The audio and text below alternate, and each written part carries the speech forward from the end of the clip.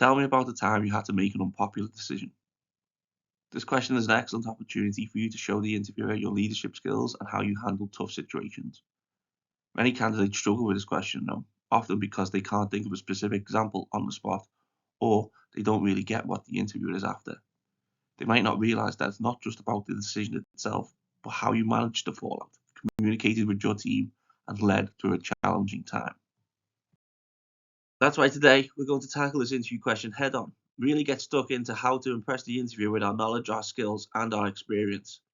In this video, I'm going to reveal to you the perfect way to structure your answer in just 5 easy, straightforward steps. I will also share with you the 7 most common mistakes candidates make so you can avoid them. Many people struggle choosing what to talk about when answering this question, so I'm going to give you 3 things to think about when picking a story from your experience. And then finally, we'll combine everything we've learned into one game-changing example answer. If you hate the sound of my voice, you should check out the show notes for a link to a text article on this topic.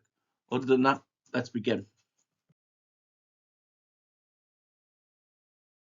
We are going to start off with answer structure and the 5 steps to take to construct the perfect response. These type of questions, often called competency-based questions, are all about sharing your experience with the interviewer. The interviewer wants to hear what you did, how you did it, and maybe most important of all, why you did it. In order to achieve this, your answer needs to be well structured. You need to ensure that you hit all the key points that you want the interviewer to hear in a logical order, while also avoiding the urge to ramble on.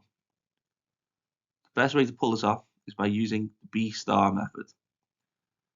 Using this method, you will split your answer into 5 parts. The first is the B, which stands for belief. You want to begin your response by sharing your thoughts and feelings regarding the subject matter. This helps set the stage for your answer and demonstrate your personal connection to the topic. If this doesn't make much sense to you, don't worry, our example answer will be using this structure later in this video. Next up we have S for situation. Briefly describe the context or background of the scenario in which your actions took place. This provides the interviewer with an understanding of the circumstances surrounding your experience. Remember, it's essential to keep this part concise, as the primary focus should be on your actions and the results. Just give the interviewer the quick who, what, where, when, and why. Following the situation, we have T for task.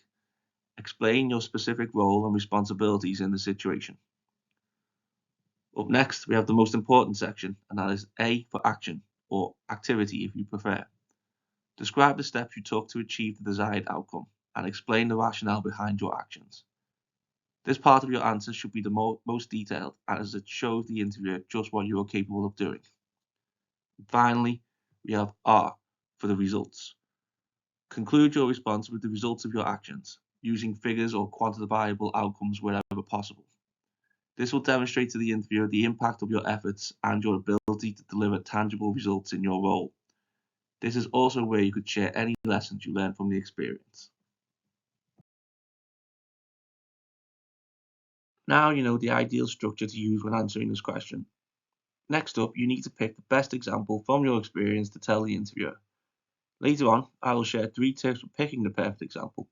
But for now, let's look at some of the most common mistakes candidates make when addressing this question. Firstly, do not avoid the question. The interviewer has asked this question for a reason. Ensure your answer is relevant to what is actually being asked and not what you want to talk about. Do not downplay the situation. Don't undersell the importance of the task at hand and how important it was to your organization's goals. Do not overhype the situation. Pretty much the opposite of what we've just said. Be honest about the task without exaggerating. Do not give a one-sentence answer. Provide enough detail to demonstrate that you know what you are talking about. Do not overly describe the scenario and miss the action. Discuss the situation, but use more time on your actions than on any description. Do not have a passive role in the situation. Don't just be a backseat driver. Get up front and show the interviewer you are an active participant in what was transpiring. And finally, do not forget to mention what was learned. It's crucial to discuss the lessons taken from the experience.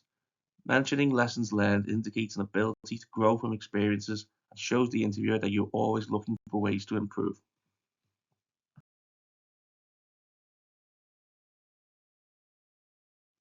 So we've explored how to construct our response, and we've also looked at pitfalls to avoid when answering this question. Next, let's delve into selecting the most effective example to use in our answer. Think about the following points when you're coming up with stories from your experience to tell the interviewer.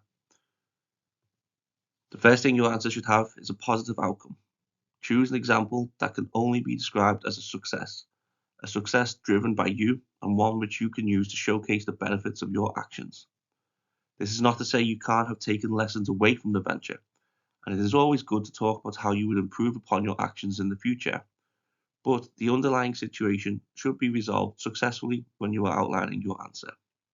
The second thing your example should be is relevant to the job you are applying for. Choose an example that is closely related to the job you're applying for. An example that is from the same industry or sector would be the most preferable. A good trick here would be to learn what upcoming work your new team has in the pipeline and use examples from your past that are relevant to that work. And finally, your example should represent a challenge. Look for examples where you faced a significant challenge or problem and were able to resolve it effectively. Put simply, you are trying to impress the interviewer. Make sure your example isn't some run-of-the-mill situation that anybody could have fixed. Pick an example which shows that only you had the skills or know-how to get the job done. Now, let's put everything we've learned together and see a B-Star example in action. Again, the question being answered is tell me about the time you had to make an unpopular decision. Certainly, I've always believed that true leadership sometimes requires making tough decisions that may not be immediately popular but are necessary for long-term success and efficiency. In my previous role, my team was relying heavily on an outdated process that was comfortable but inefficient, affecting our delivery times and client satisfaction. I believed we needed to adopt a new software that, although initially challenging to learn, would significantly improve our efficiency in the long run.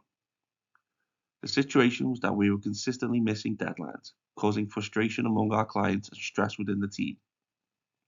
As the team leader, I was responsible for finding a solution to improve our workflow and ensure client satisfaction. I decided to implement a new project management software that promised to streamline our processes.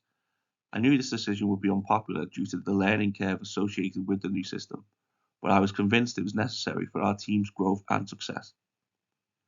To roll out this change, I organized a series of training sessions and created a support system where team members could help each other. I also set up weekly check-ins to address concerns and monitor progress. It was crucial for me to lead by example, so I made sure I was fully versed in the new software, demonstrating its benefits through improved performance on my projects. The result was remarkable. Within 3 months, our project delivery time improved by 30% and client satisfaction scores rose by 20%.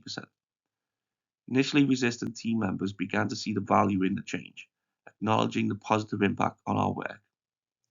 Additionally, the team's morale improved as we started meeting deadlines with less stress and more confidence. From this experience, I learned the importance of clear communication and providing adequate support when implementing new processes. It reinforced my belief in being proactive about change and the positive outcomes that can result from making tough decisions. Alright then, that wraps up our analysis of this interview question. I hope by watching this video you'll be more prepared for this question in your next interview. Speaking of being prepared, if there are any other interview questions you struggle with, let me know in the comments and we will tackle that question in our very next video. Until then, I hope your next interview is a success. Take care and goodbye from me.